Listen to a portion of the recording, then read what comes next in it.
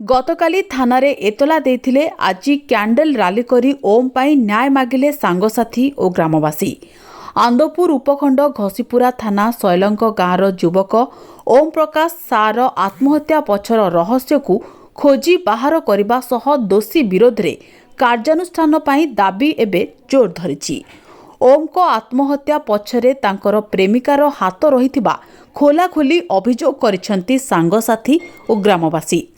प्रेमिका द्वारा दिया जाउथुबा मानसिक निर्यातना सही न पारी से आत्महत्या करिथिबा अभियोग होईछि।